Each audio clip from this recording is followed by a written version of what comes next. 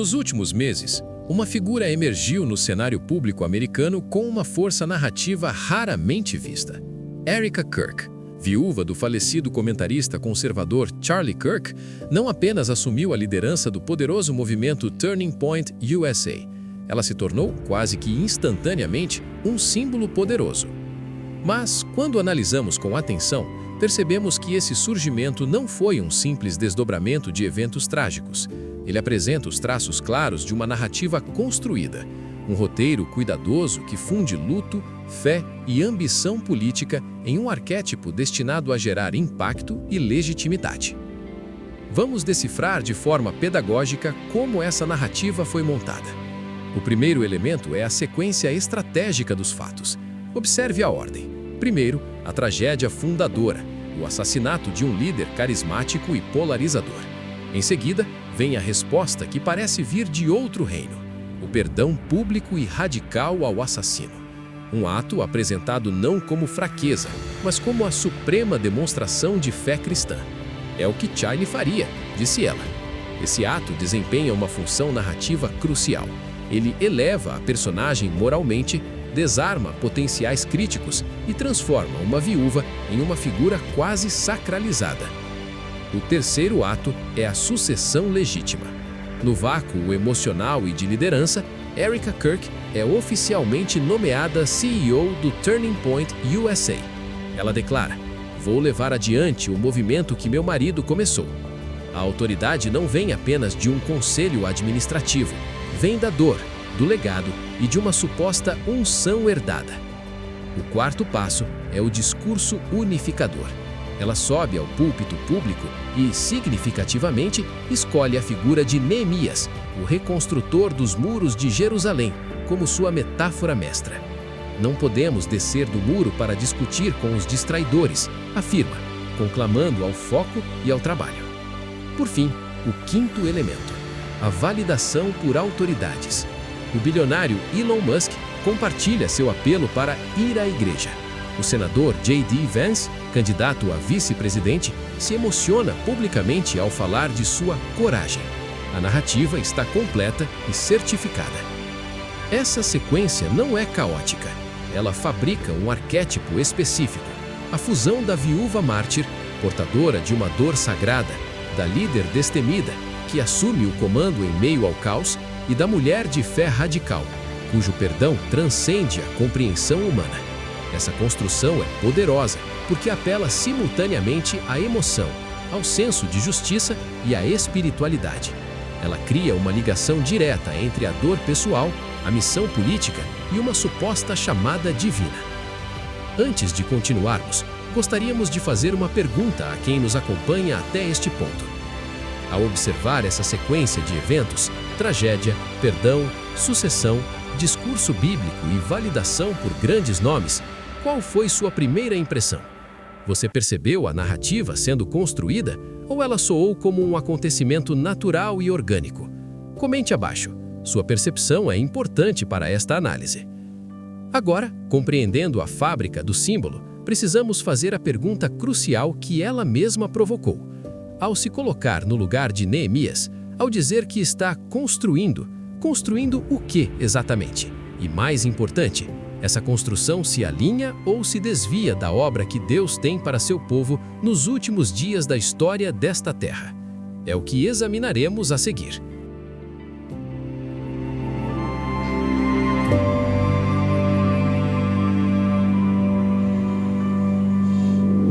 Erica Kirk escolheu uma metáfora poderosa, Neemias, o copeiro do rei, chamado por Deus para reconstruir os muros caídos de Jerusalém.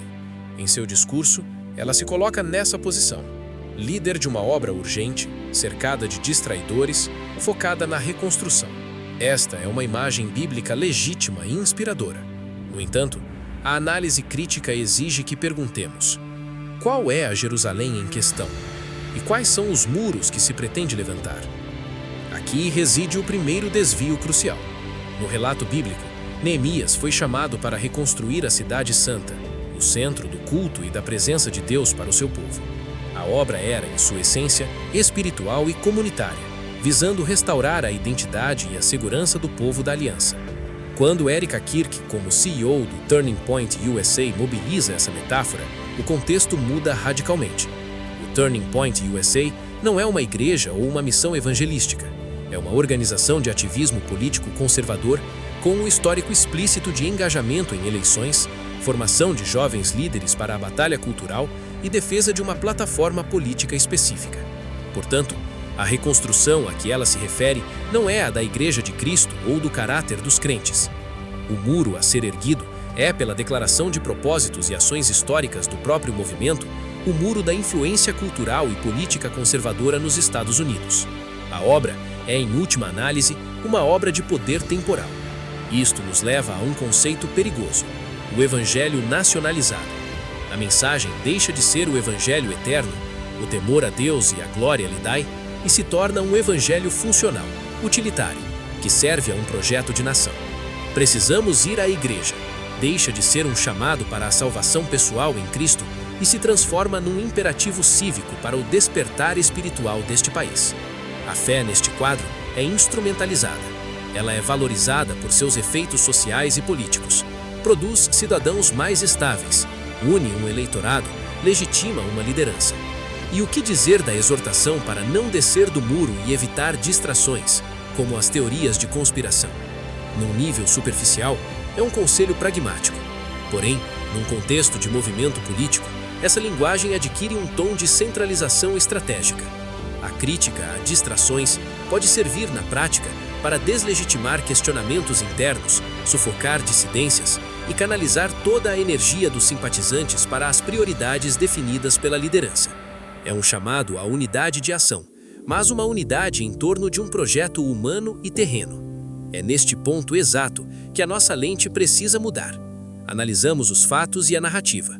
Deciframos a linguagem e seus possíveis usos. Agora, precisamos de um padrão superior de avaliação. Precisamos nos perguntar, como aqueles que aguardam o breve retorno de Cristo, essa obra que se veste com as roupagens de Neemias seria reconhecida pelos pioneiros da nossa fé como a obra do Deus do céu? O que Ellen G. White e os primeiros adventistas, que viveram para proclamar uma mensagem desvinculada de projetos nacionais, diriam sobre essa intersecção entre cruz e bandeira, entre altar e cargo de CEO? Para responder, não podemos confiar na primeira impressão ou no apelo emocional da narrativa. Devemos confrontá-la com os princípios imutáveis deixados para orientar a igreja remanescente nos últimos dias.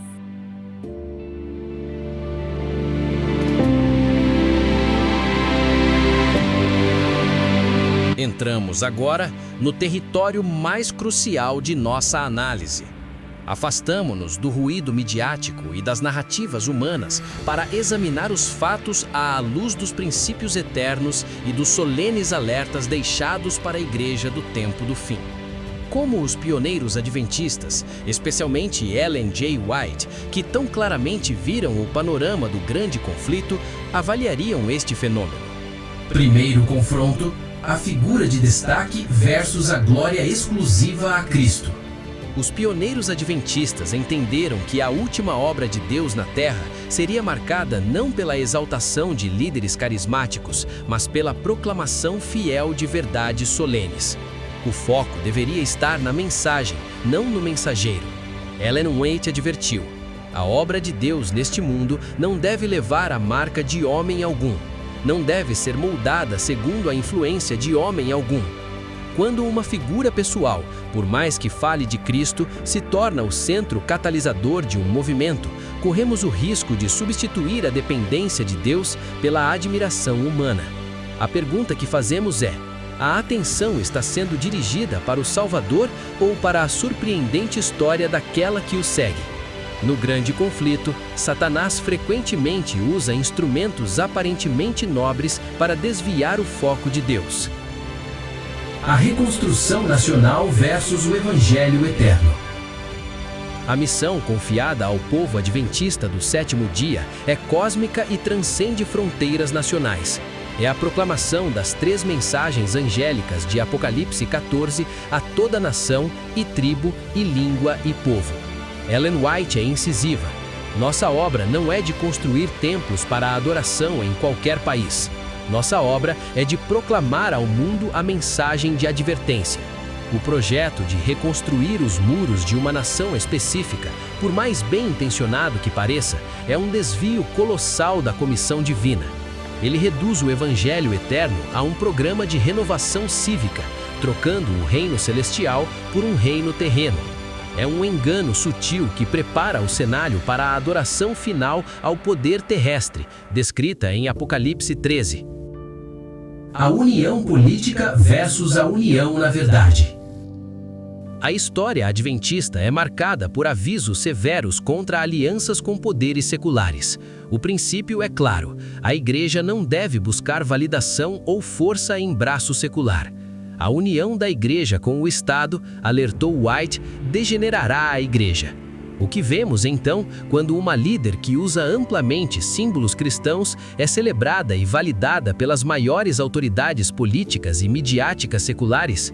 Isso não é a união da Igreja com o Estado na forma clássica, mas é sem dúvida uma perigosa amalgamação de interesses. A fé é usada para conferir legitimidade moral a um projeto político, e o poder político retribui amplificando a voz dessa fé. É uma simbiose que contamina a pureza do testemunho e prende a Igreja a interesses transitórios. Os métodos do mundo versus os métodos de Cristo. Cristo veio em humildade. Sua obra foi de serviço discreto, não de busca por holofotes. Os pioneiros compreendiam que os métodos divinos são frequentemente opostos aos métodos humanos de sucesso. A viralização instantânea, a construção de uma marca pessoal, a assunção de cargos de CEO em estruturas de poder mundano, tudo isso pertence à esfera da sabedoria deste mundo. Ellen White advertiu contra a busca por posição e autoridade mundana. A verdadeira obra de Deus, ela escreveu, avança não por meio de grandes manifestações visíveis, mas pela comunicação do Espírito Santo ao espírito humano. O espetáculo e a proeminência pública são frequentemente armadilhas para desviar a atenção da obra silenciosa do Espírito no coração. Síntese. Onde está o engano? Voltamos à pergunta central. O engano não está necessariamente na pessoa ou nas suas intenções individuais. O engano, a obra do pai da mentira, está na estrutura da narrativa e na sua aceitação e crítica. Está na confusão deliberada entre o sagrado e o político. Está no uso de uma forma de piedade, o perdão, a linguagem bíblica, o chamado à oração para conferir autoridade inquestionável a um projeto de poder terreno. É um engano que prepara o cenário para a aceitação global de um poder que falará grandes coisas e enganará, se possível, os próprios eleitos, ao se apresentar como portador de ordem e moralidade. O engano final não virá com chifres e tridentes, mas vestido de luz, falando de Deus e propondo uma união sagrada para salvar o mundo. Nosso discernimento deve ser aguçado para ver além da forma e julgar o espírito e o fim último da obra. Assim, equipados com esta lente, não somos deixados em dúvida ou cinismo, mas em clareza solene. E essa clareza nos leva a uma pergunta prática e urgente. Se essa não é a nossa obra, qual é? Se não devemos descer desse muro para nos unir a essa reconstrução, em que muro então devemos permanecer?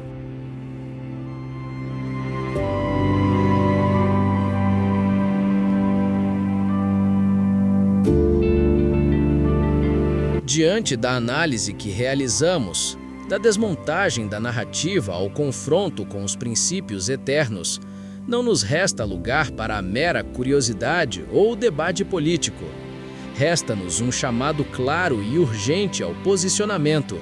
Se a reconstrução nacionalista não é a nossa obra, qual é? Se devemos rejeitar a distração de projetos terrenos revestidos de linguagem sagrada, onde devemos colocar nossas energias, nossa fé e nossa esperança? Diante da análise que realizamos, da desmontagem da narrativa ao confronto com os princípios eternos, não nos resta lugar para a mera curiosidade ou debate político. Resta-nos um chamado claro e urgente ao posicionamento. Se a reconstrução nacionalista não é a nossa obra, qual é?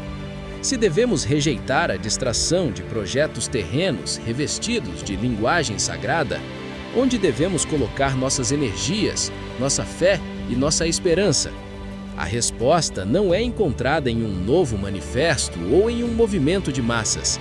Ela está escrita nas páginas da profecia e no legado deixado pelos pioneiros. A verdadeira obra para os últimos dias é dupla e intrínseca. É uma obra para dentro e uma obra para fora. A obra para dentro é a obra do santuário. É a reconstrução diária e silenciosa do caráter à imagem de Cristo. Enquanto o mundo se agita em torno de bandeiras e poderes, o povo remanescente é chamado a examinar o próprio coração, a vencer todo o pecado pela fé no Cordeiro e a receber o sinal de Deus em sua fronte, a marca da obediência amorosa e do pensamento alinhado com a vontade divina. Este é o muro mais importante a ser guardado, os muros de nossa própria consagração. Ellen White direciona: a única defesa contra o engano é a santificação recebida por meio da verdade. Nenhum ativismo político pode substituir esta obra do Espírito Santo na vida individual. A obra para fora é a proclamação do Evangelho eterno. Não é um evangelho para salvar a América, mas para salvar almas de toda a nação, e tribo, e língua, e povo. É a pregação das 3 mensagens angélicas, o chamado ao temor a Deus e a glória que lhe é devida, a queda de Babilônia, que representa todos os sistemas religiosos corrompidos pelo poder e pelo erro, e o solene aviso contra a adoração da besta e de sua imagem. Esta é uma mensagem global, intransigente e centrada em Cristo. Ela não faz alianças com poderes terrenos, ela os confronta com a verdade de Deus. Nosso muro é a plataforma da verdade presente. Nosso trabalho é proclamá-la com clareza e amor, independentemente de aplausos ou rejeição do mundo. Portanto, irmãos, não desçamos do muro. Não desçamos para nos unir a cruzadas nacionalistas que confundem o reino de Deus com o projeto de uma nação. Não desçamos para celebrar alianças entre a cruz e o Estado que sempre terminam em compromisso e apostasia. Não desçamos para admirar figuras de destaque, cuja proeminência pode ser um véu para estratégias mais profundas do inimigo. Permaneçamos no muro, o muro da fidelidade pessoal a Deus, o muro da proclamação corajosa das verdades do tempo de fim, o muro da expectativa vigilante pelo breve retorno de Jesus Cristo. Nossa cidade não é deste mundo. Nossa pátria está nos céus. Toda reconstrução que não tiver como alvo final a Nova Jerusalém e o estabelecimento do reino eterno de Deus é, em última análise, uma distração, uma hábil e poderosa distração para nos fazer perder o foco da verdadeira batalha e da verdadeira vitória. Este foi um dossiê do Ministério O Caminho.